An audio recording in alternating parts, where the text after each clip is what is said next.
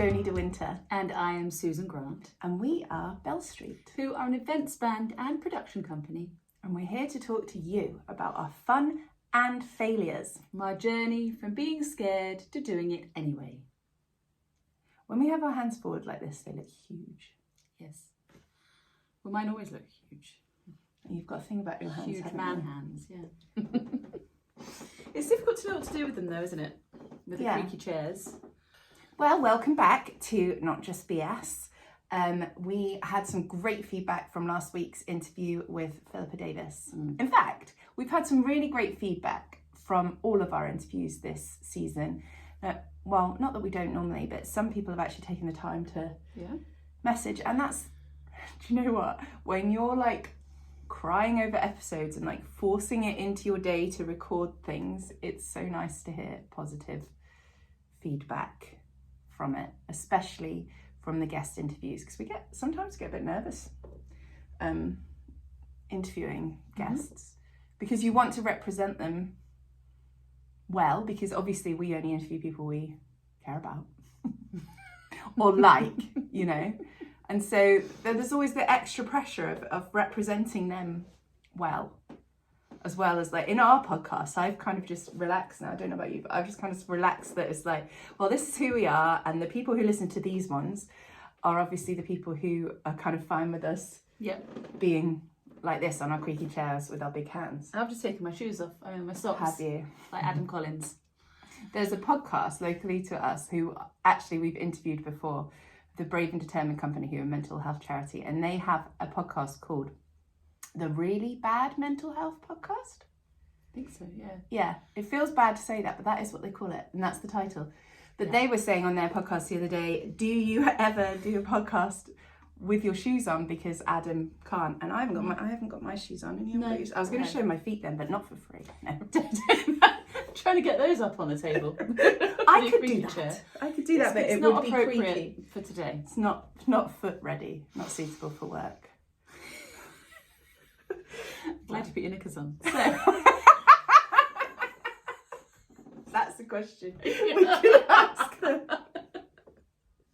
I think you made me blush.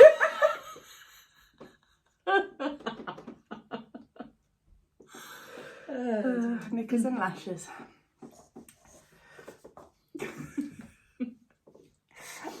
Yes. So neither of us are wearing shoes. So there we go, listeners. There we go. And also check out their podcast. It's a really good podcast. It's great. It's really good. And we did message them for advice the other day, because we've had, and actually if anyone on this would like to send us some advice, it's time for us to upgrade our podcast technology setup. Pizzazz. Yes. So because if we want to carry on, we need to make things a bit easier for ourselves, and we need to things to be a bit slicker. So we'd message them about that. But they've got a really good setup, haven't they? Yeah. We've got setup envy. Yes, we have. And we're going to go and see them to talk about it as well. Yeah. See their Will setup everyone live. have to take their shoes off? I don't know. Like a temple. Yeah. Or a very nice house. Yes. When I first moved into this house, everyone had to take their shoes off. Did they? Yeah. But now I live here by myself. You can leave your shoes on. I don't like it when you go, this is a random, but I don't like it when you go to a party, for example, and you've put together your outfit, and then you get there and someone says, please, can you take your shoes off? And you think, well, not really, because this is like pulling my whole look together. Yes. That annoys me. I think if you're having a party, just get some of that floor protector down and let people have their outfits. Or let people know before. Yes. Oh, shoeless party. Yeah. Yeah. I probably then just wouldn't go. Unless we were recording a podcast there. Anyway, that's not what we were going to talk about today. No. But everyone's got a little bit more information about... Far too much information, I think, now. Yes. But what goes on under this desk? But we have been talking about, we'll come back to it at the end of the podcast, but what we have really loved in previous seasons, we have asked for any questions to come in for our final recording of the podcast, because season. Not ever. Yes, of the season. So yeah, if you have a question at all, and you've got this whole podcast now to think of one and then send us a little message when we talk about it again at the end. But if you do have a question for us, or about our process, or about our business, or about our socks, whatever you wish, please do. Not whatever you... Well, about our dogs, they're still here. Yeah. I mean, we can choose not to answer it. That's true. So I just think It's true. ask what you like. Let them. Anyway, today's actual topic. Well, we thought we'd talk about a couple of things, but I can't remember how they were linked originally. But let's talk about the fact that this week, I said to Susan, I started reading again. I know I said this like at the beginning of the year, and I was like, I'm going to read loads more, but I didn't. But I did for a little bit. But anyway, I was like, I'm going to start reading more again. And I was like, and I really was drawn back to Untamed by Glennon Doyle. Is that her name? Mm-hmm. Yeah. And then you were like, me too. Yeah, I picked the book out the other day, which had been buried, unfortunately, underneath my floor drobe next to my bed. Which was weird for a start, that we've both been kind of pulled back to the same book. This is the book. Oh, it's got very jazzy covers, and it'll be backwards. But this is the book. Have we talked about this one, or is it Big Magic we've talked about? We've talked about Big Magic, but they are very good friends as well, Ben Doyle and Elizabeth Gilbert. And both the books have quite nice covers, which I think you should always judge a book by the cover. And if we ever write a book, I fully intend for the cover to be lush. Yes. Anyway, so, and it was interesting because we were reading the first chapter or so, first part of the book is about feeling, well, it's called Caged, the first section of the book, and she likens it to a cheetah she saw at a zoo, and there's a whole story behind that, which, read the book. But it's basically about, the cheetah reminded her of herself at that point in her life, and the cheetah was running after, the fly's back for you, the cheetah was running after a pink bunny that it was made to do every day, and then at the end it was given like a shop-bought steak, and that was its life. And the lady doing the talk was like, she doesn't know anything different.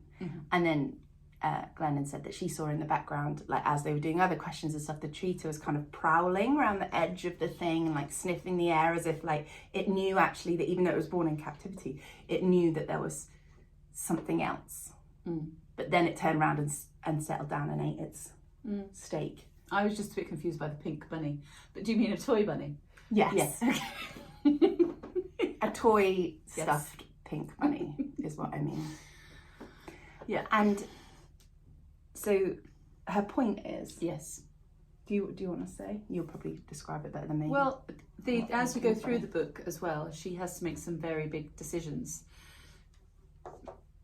because she's realised that she feels like that. And so... it's quite interesting that in different areas of our lives, personal or business or whatever, we get to that stagnant place where we're just getting on, and that is it. And you're chasing your pink bunny and caged. Because that's the sensible thing to do. Yeah. And it's then, the safe thing. And sometimes that is the right place to be. That it has to be that way. But when you suddenly realise that it's not... that's when changes have to be made. And I mean, the way she writes is really beautiful as well. It's really honest and very raw. I mean, I don't know why you'd want to go read the book after this explanation from both of us, but, try it. She has lovely writing skills. What struck me is, I guess everybody... whoever they are, has got to a point in their life where they don't realise it, that it's kind of crept up on them, the fact that they've kind of become stagnant and settled, and not settled because that's not a negative thing. What do I mean? Safe in a boring way. And it kind of creeps up on you and you realise that it's not what you wanted, and you're not where you wanted to be, and she calls it the wild inside you begins to want to get out.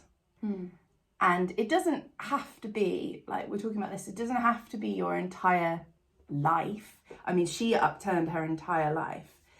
It doesn't have to be that. But there is this kind of, I guess, must be playing on both of our minds at the minute of that kind of, how do we acknowledge the kind of wildness inside you while you're holding everyone else together. And then one of where our other topics sort of came in on that is where we've been looking with our business about values. We were sort of introduced to this in one of the business coaching meetings recently, and looking at the values of what we are running and what we produce. And we did that separately as well, which is really good to see how different we see things, or actually with the different ideas and values, we then sort of get a wider picture of what we're working towards and what we're working with. Because having those values as well, whether it's personal or whether it's with your business, means that you've got something to sort of look at and try and match yourself against as well. Because if you're missing out on those, then again something has to change, doesn't it? Yeah. You're not hitting the targets and the values. And I think that's, we've talked about this quite a little bit, but quite a bit, that kind of balance between when do you prioritise what you're creating and your business, and when do you prioritise, you know, the other responsibilities you have and your own mental health, and how do they link and stuff. It was quite interesting because we haven't sat down particularly and talked about our values before. Mm-hmm. So that was quite interesting to do. And we think we said in our last podcast of just the two of us, we didn't write the same things, did we? We didn't. Do you remember what you wrote? I was just trying to think. I wrote fun. Yes, you did. Something about it was important to, because it's important to be enjoying what you're doing, especially when you're creating and putting all that energy into something. So I definitely wrote that. Something, just made myself some little notes, but something about, and I can't think of the word, showing up, just being, it wasn't accountable, but it was about showing up so that actually... Integrity is probably the right word. I think integrity is definitely a value we have, in terms of not just like showing up, but it's what we value in other people. Like if you say you're going to do something, then you do it. That's something that really annoys us if you don't. And sometimes it's to our detriment, though, I think. So maybe the integrity isn't the right word, because it's maybe just stubbornness. Yeah. Because we will also say, if we're going to do something, and even if we know it's kind of killing us, we will still do it because we said we would. And in some ways, that's staying in the game, and in some ways, it's stupid.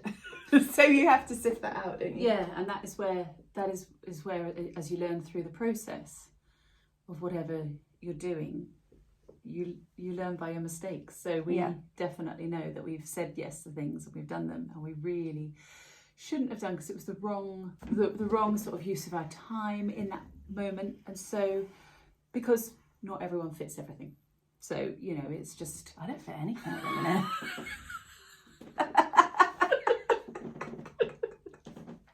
But that's not a value.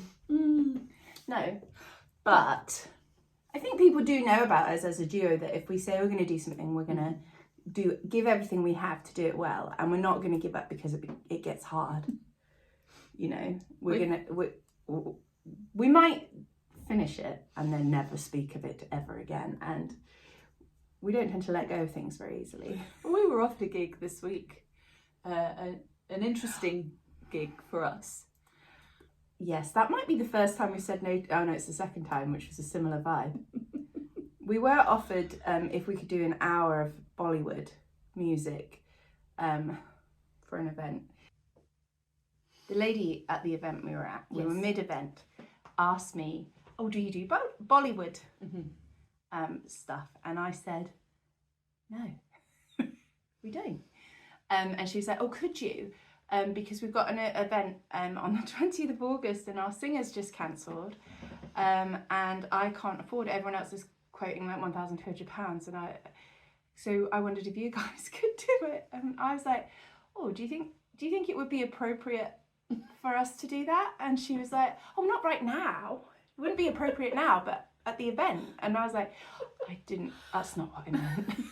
And I just was imagining us like, well, it just wouldn't be appropriate for us to do a whole Bollywood set. I was like, we could teach you some world dance. We've both got experience in various world, but like we can't be your entertainment at your Bollywood event. It's also a lot to learn in Yes. just a few weeks. Yes. The genre isn't top of our list, really, is it? So. Oh no, it's not in our skill set. And she was like, "Well, think about it." And I was like, "I have." If you were quoting that sort of money, though, I mean, never mind the fact that actually we don't have a big Bollywood repertoire, so it's a lot for us to actually. I love Bollywood music. Yeah, love it. Yeah, get me to a Bollywood event, I'd have gone. But I can't. We had a French theme once, and that took us like 2 months to learn. What did we learn? Chanson. Anyway, exactly. This is how good we are at languages. So that really wasn't appropriate either. But anyway, we pulled that one off, but we never sang French again. Well, I think we're still getting over the time when we were asked to sing "Mysterious Girl" by Peter Andre. Yes, but I thought we nailed that. We did. And we I did did it the well. rap. I still think it could go in our 90s set list when we create that. Okay. Anyway, but no Bollywood for us. But what were we talking about? How to say no.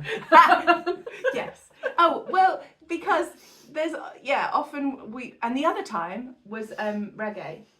Someone asked if we could do a reggae set. I was just like, Peter Andre is as reggae as we get. And that's not very reggae. And that's not because we're not adaptable. No. It's because we are this. But yeah. So we do have some limits. We do have some limits, and sometimes we do say no, and we can say no. But if we'd have said yes, by gosh, we would have been studying all the languages. Yeah. But thankfully, we have learned to say no. I said, unless you're going to give us £1,200 for an hour, and then yes, we would have. Yeah, we would have pulled it out the bag for that. But integrity. I did, and I really did agree with you. And it's not always, that's not like a pious way. It's just a value we have, and I think in our lives and in our business, if we say we're going to do something, you do it. You don't pull out. You don't let people down. We had someone ring us once and say that they wanted to book us, and then they said that, but 3 years ago you let us down, and then she proceeded to tell me this story about when we'd not shown up and something, and I said, you're not talking to the same people, because I know that we wouldn't do that, and that's actually one of our biggest nightmares, is the thought of if we forgot a gig, or if we let someone down, or if we were ill. I know that would have been a traumatic experience that we would have never forgotten. So, sorry, but that's not us. Anyway, they didn't, because she obviously didn't believe me. No. And there was the time when the lady booked us, we've said before, and she said, but what if one of you's pregnant when you perform? Thankfully, when we got to the gig, neither of us were pregnant.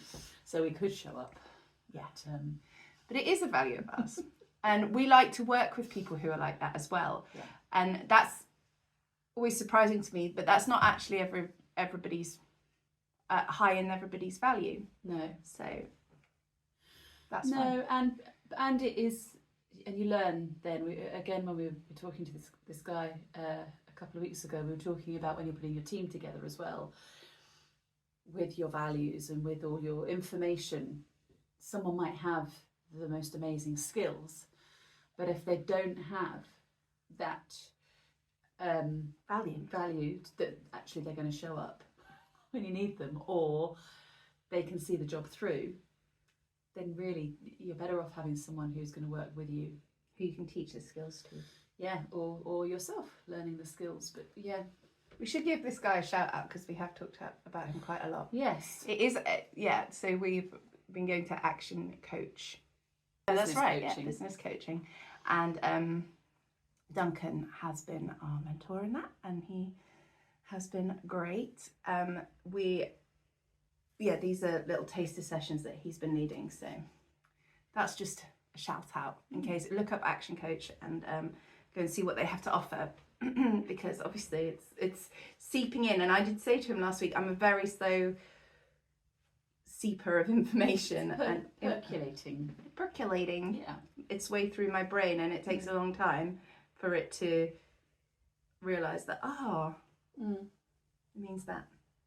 And I think from who we are and where we've come from as singers and performers, Yes. to look at it as a business it's quite nice. It's like putting a different hat on and going, oh, actually it is a business, and we do need to apply all these things, not just stand up and sing in front of people, Bollywood or not.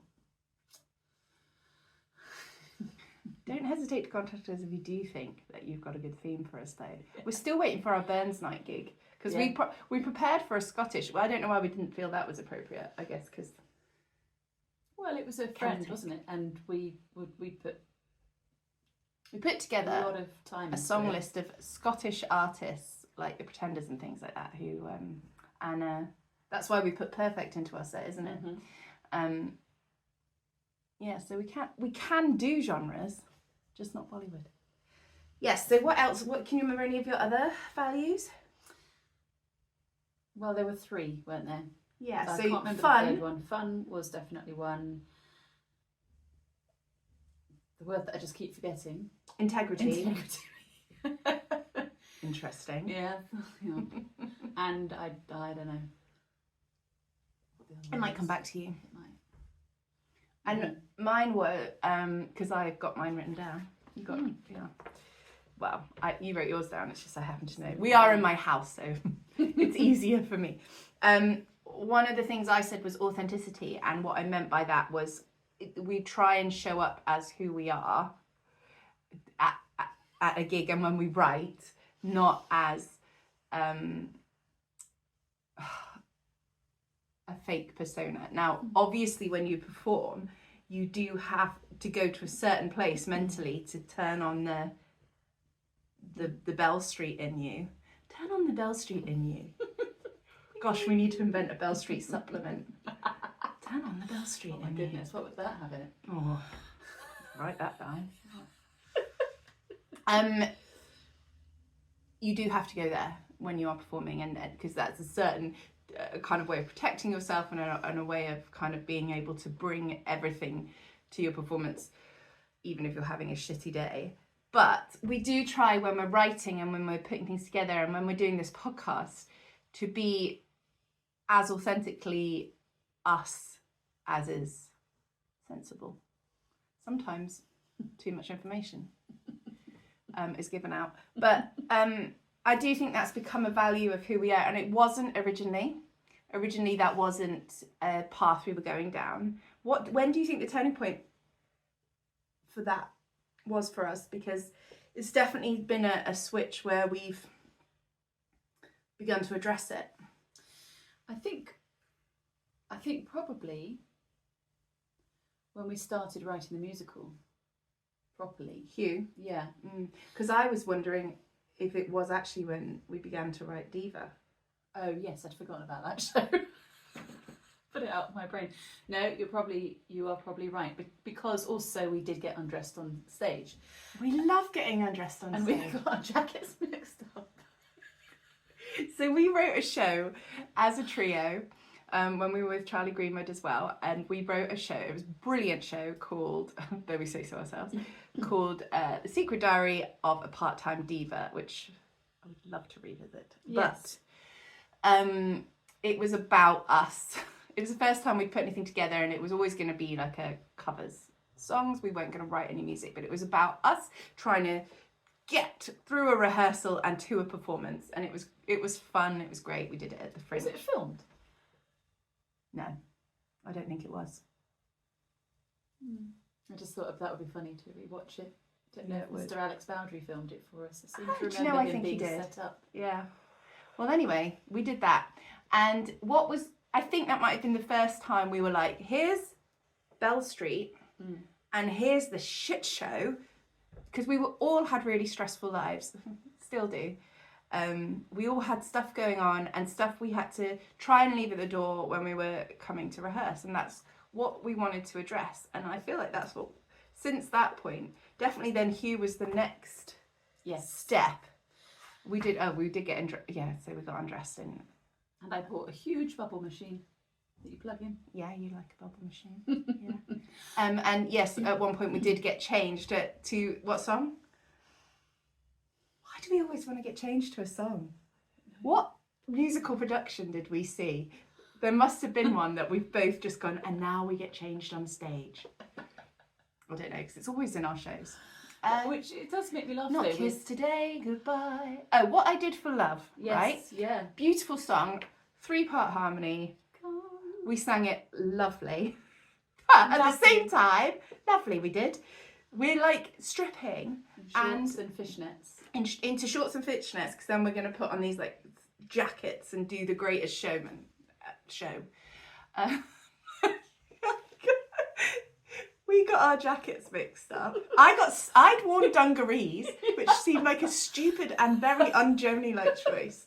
I got stuck in them. I couldn't get them off. And then I went to try and put my jacket on, and it was like this because it was hers. It was a very... and we're already stressed anyway because we hadn't got undressed on stage. And I don't know if we'd even rehearsed it properly. I don't know. Let's look at bringing that back. But we became more comfortable. Seeing as our own insecurities are actually so high in different ways. Yes. To be in Lycra in every show now. Yeah, and it's not like we've improved. I was probably in that show the thinnest I've been for a long time because I was just sad. No, I was in quite good shape back then, I think. So anyway, but yes, once we took ourselves, because a gig setup is us being very professional. Yes, maybe that's the difference. And we have our face on, hopefully not a good face. People don't want to know about your problems while they're celebrating their 60th birthday. They don't. They don't care. No, you just need to entertain, and you are there. And then again, if we're doing a show where people are sitting around and watching us a bit more, we can give a bit more of our banter. Butts. So, we're not going with butts yet. When we're creating this ridiculousness, we can then be naked. You can. That's not in my value. We're going to need an intimacy coordinator. But I do think... Can't afford tech, but we've got an intimacy coordinator. But, as we say in the cabaret, joking aside... Joking aside, all jokes aside. All of them. I think the more comfortable we became with just generally performing with our own stuff, and people seem to like us for the ease.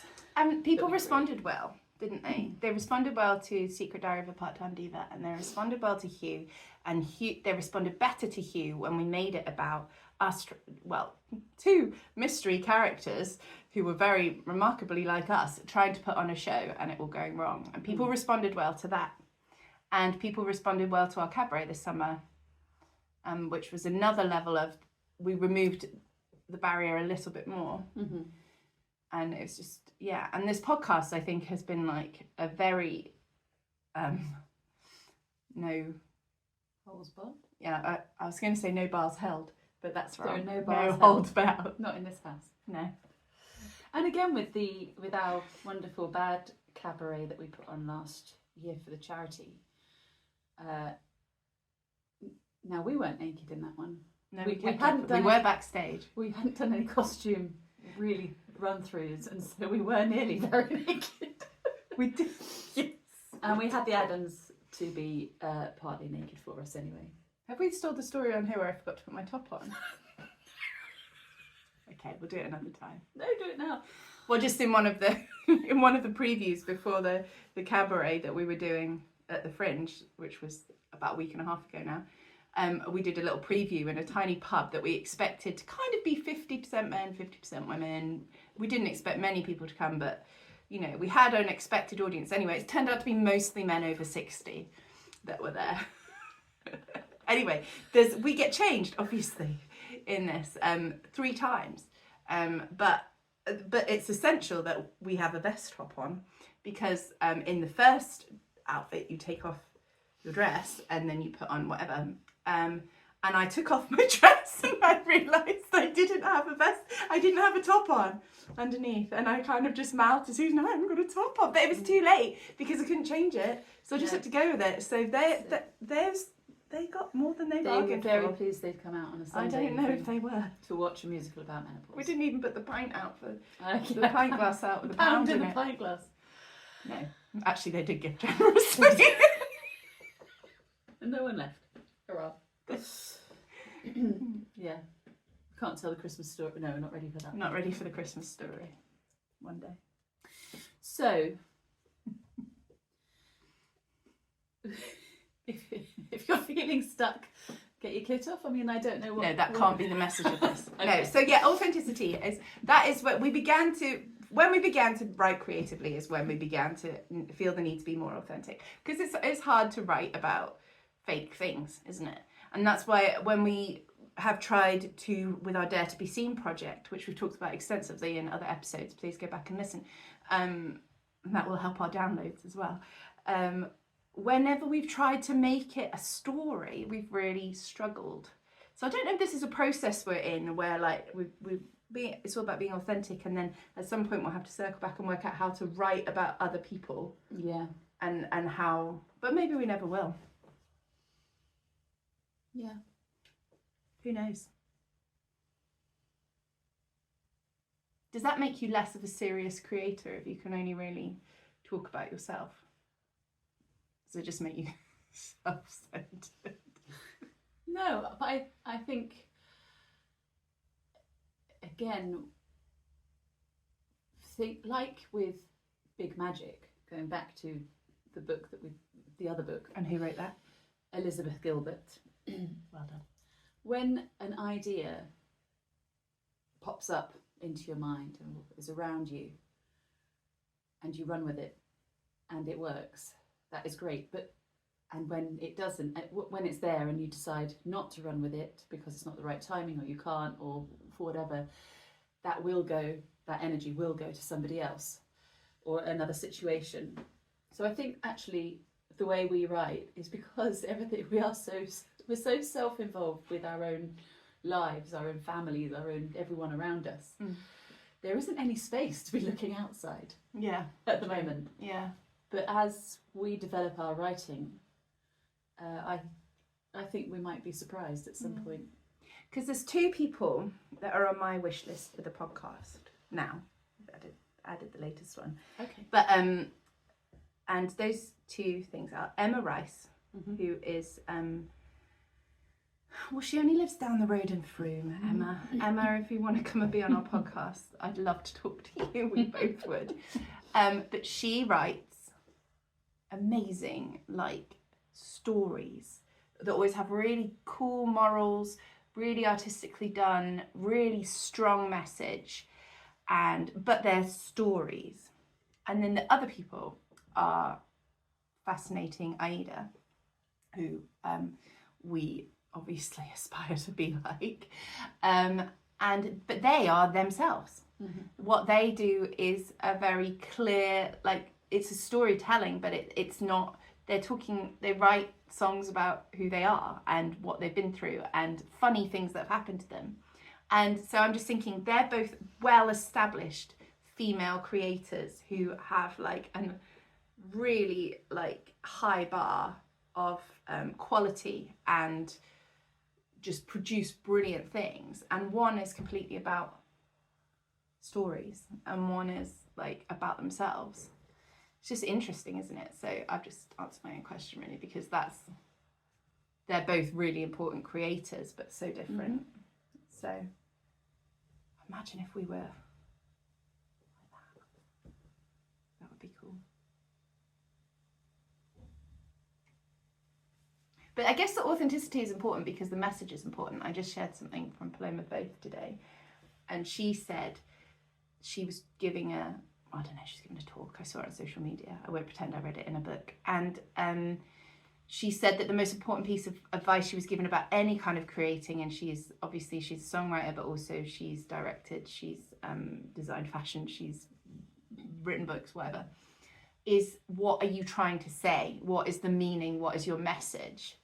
And that is where I guess the authenticity comes from, isn't it? And that's why we like keep pushing at that door with Dare to Be Seen, and that the message of we want women of all ages and all walks of life to be seen and heard, and somehow we're going to make that happen.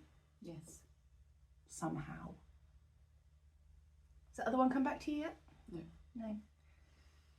Well, the other one I said higher quality, and I just meant in terms of like we always, everything we want to do we try and do our very best, and we try and make sure when we gig we gig at our very best, and when we perform it's slick, and you know, it's a good goal to have. You can't always be perfect, but that was something that, and I think that people would say that about us, maybe not about the podcast but hopefully about our other stuff. And the other thing I thought one of our values was to be constantly creating and doing new things. And we've said quite a few times, if we were still just an events band that went and sang at places, well, we wouldn't be, because we wouldn't be doing this, because we'd be bored. And it's not, once you lose enthusiasm for this, you're not going to do it, because it's not an easy way to make money or an easy way to do your life, you know. So I definitely, for both of us as a pair, we're constantly like on to the next thing, on to the next growth, even though we are, something is always developing, and I really like that, and I'm so glad that we both feel the same way. Yeah. And we have felt like that since we started working together, the two of us, I think. Yes. But also with that though comes off not biting off more than you can chew. Well, with projects. And getting the value out of what you have created, which is what we're forcing ourselves to do this year with what we spent the last 6 months creating. So it's not wasted, because we've actually worked really hard on creating two really good things that now need to be seen by more than beautiful people of Shaftesbury. Yes. If you'd like to book either of our shows, please do get in touch. We are currently curating our list of ideal places that we'd love to take both the Rat Pack Gals, the dining experience, and the theatre show, and Glitter, Guilt and Good Intentions. So if you're by any chance a venue listening to this and you think that any of those things, we will make it fit in your venue. Yeah. We just want people to see and hear it. We will. And just so you know, the Rat Pack Girls, no one takes any clothes off. So you know, that's true. If we've put you off. Apart from my trousers came undone. Well, that happened. So does that count? It was unintentional, wasn't it? But now I feel like, do people just want it? Do you just? Okay. Do I just need to? No. You're right. There's no lycra involved. No. Visually. Yet. Although we are about to turn it into a 2-act show, and there are some question marks over costume changes. So watch this space. Watch this space. It is actually on in October, on the 4th of October in Shaftesbury Arts Centre, if you want to come and see the premiere of the theatre version of Rat Pack Gals. So yeah, that's our values, and I think definitely as we're looking at working with more people, we said over and over again, we pick quite carefully who we work with, and I think that is always being refined. And as we know more who our values are, what our values are, we can prioritise those values when we're looking at who we want to work with. Otherwise, it's not fair on the people that you're working with, because you're going to let them down and they're going to let you down, and it's just not going to be a good situation. So you're much better to find the people who are in alignment with you. Yeah. And it doesn't mean that you're right and they're wrong. It's just how you work. Yeah. And it becomes fun then, doesn't it? It becomes, even when things might be a little bit stressful, it's at least you can get through it and have some fun together and create a brilliant environment to be in, because that's really what anyone wants, wherever they're working or whatever they're, you just want to be in a nice environment with people that you get on with. That's true. You do. So what else did we want to talk about? We wanted to talk about the questions. Oh, questions, yes. Can I just pause 1 minute? So as Susan mentioned at the beginning of the podcast, at the end of every season we do, and we are coming towards the end of our seasons, we've got fabulous guests next week and then the final episode, and we will be back on the 1st of September with season 5, which is very exciting. At the last episode, we like to try and get a bit of engagement up, talk to the people who are listening. Sometimes it's just the same people, but there's no just about it. No, they come up with some great questions. So if you have a question about us or any of our guests, oh no, because we can't answer for them, can we? But we might be able to get in touch with them. That's true, maybe. If it's given to us in enough time. But yeah. But a question or a comment. Yeah. Preferably a question, because that gives us a bit more to go with it. And then we write them down and we put them in a hat and we pick them out. Yes. And we like to ask each other an awkward question as well. Mm-hmm. So, yeah. Please do send us a question. Thank you. Otherwise we won't have an episode. Yeah. Otherwise we'll just make some up. Yes. We did just have a little offer. Conflab. Is that a real word? Yes, it is. It's a weird word. It is a weird word, isn't it? Conflab. On where we were going mentally with the wild conversation to do with Untamed and values. And yeah, we were just linking that. Because we started talking about it and then got completely sidetracked with also what happened was all the storage was full again. Yeah, that happened. Battery was low. Yeah. Someone rang. Someone rang. Yeah. And then the ring light shut itself off because the plug came out the wall. Yes. So, we're dealing with a lot. We then lost our complete trail of thought all about Glennon Doyle's brilliant book, Untamed. But it came up. Because one of the things we were talking about is a couple of times, and I think we've probably all had this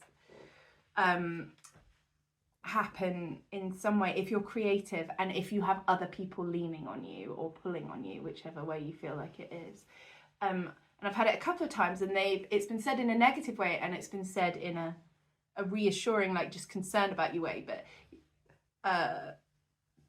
I'm in tears somehow about something that's happening, and it's stressful to do with us creating something, or under pressure, or worrying about how something's going to turn out, or if we're going to make enough money. I can't remember what the specifics are each time. It's happened a few times.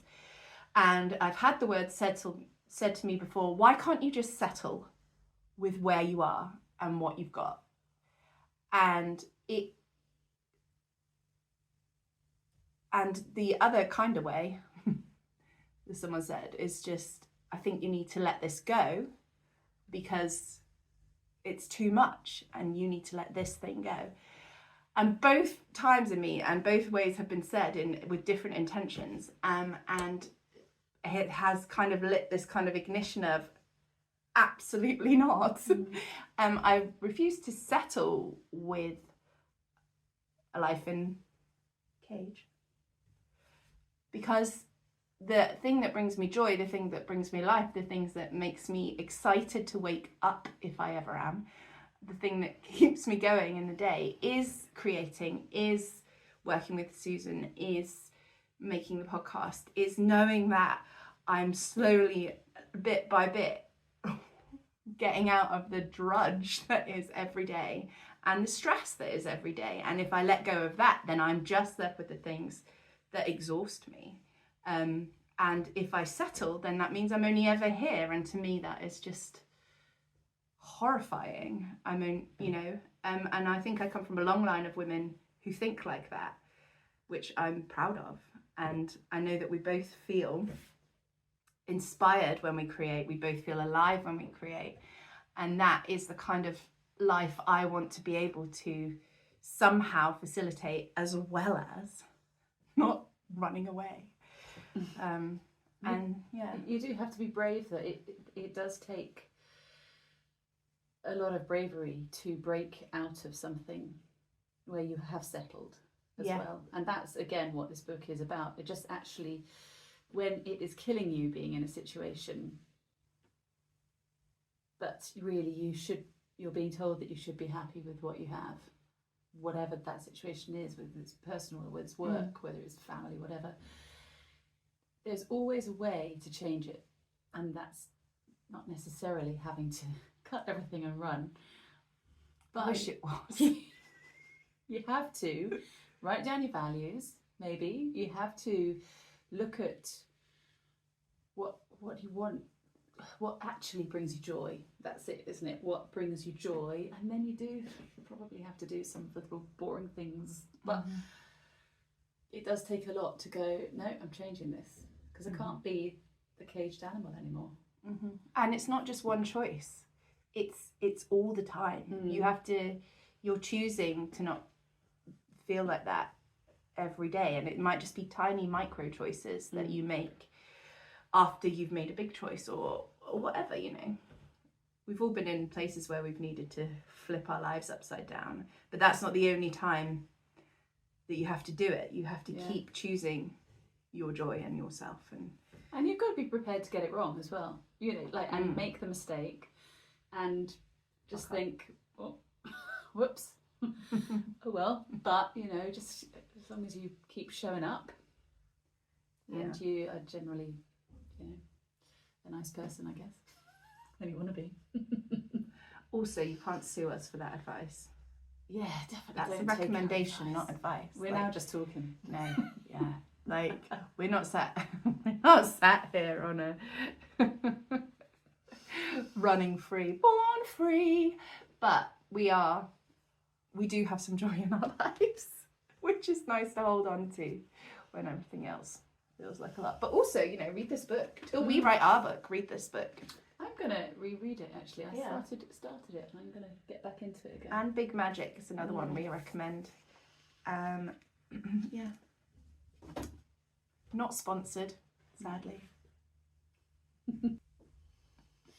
So, as we finish off today and very much look forward to your questions.